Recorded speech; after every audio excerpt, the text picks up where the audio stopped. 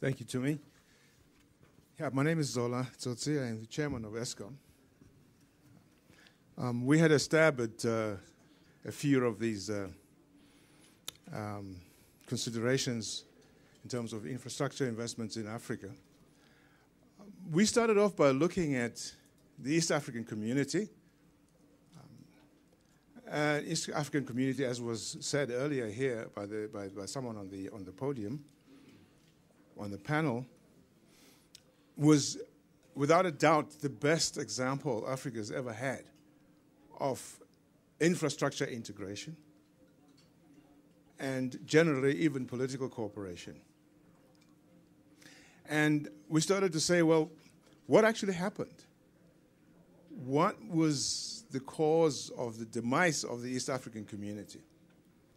And perhaps lessons could be learned from there as how it is that integration of infrastructure investments across the African continent don't seem to be able to be sustainable. And we came to the conclusion that the breakup of the East African community had a lot to do with the political will or lack thereof. It was founded on a very solid foundation of, political cooperation. But at some point, there was a disconnect because the competition and competitive environment began to creep in at a political level to the extent that anything else could not be sustainable. So we then said to ourselves, look, we need, first and foremost, to have a strong political commitment before we can even think about infrastructure investment on a regional basis. The other example we looked at was, of course, in the energy field, and that is the Southern African Power Pool, which is the connection of Southern African countries in the energy area, in the area of electricity supply. And we said to ourselves that infrastructure investment on a regional basis is usually driven by the need that exists at a given time. And obviously, the energy needs in Southern Africa are very clear and are very evident. So what we have seen is, once again, the whole process being driven by political will and by political engagement. So the SAPP, the SAP, has then a mandate from a regional ministerial committee of the energy ministers. And this mandate is to ensure that the electricity infrastructure in the Southern African region is operable and can be improved upon to be able to sustain the energy supply in the region. So once again, it became very evident that without that political will and the political arrangements being in place, it's going to be virtually impossible for regional integration, certainly in infrastructure, to take place.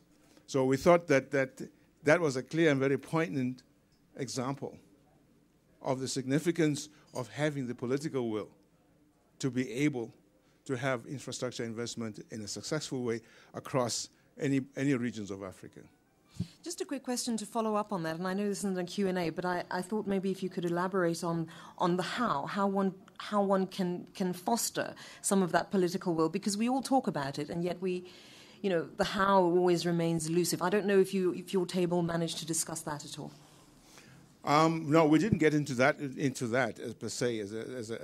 I think there's something that we could all share across the room, but clearly identifying where the needs exist. I'll give you an example. For example, we talked about NEPAD.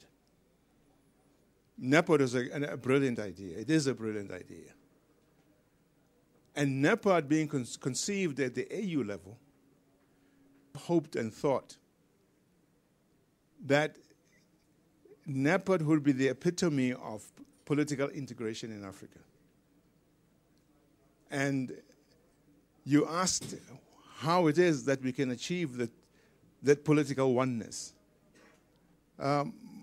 I just think that we need to communicate more as African leaders and Africans per se. We need to talk more. The new trend in Africa now of the elders, of the past presidents who have been in the business for a long time. I think it's an improvement in the way that we're trying to politically integrate the African continent.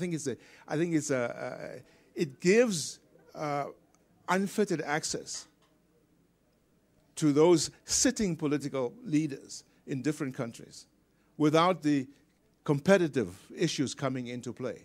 So I think that is one way in which we can really foster that integration, the political integration. So that's basically the approach that we took at this table. Thank you. Doing business in Africa. You can't afford to be without Africa Investor.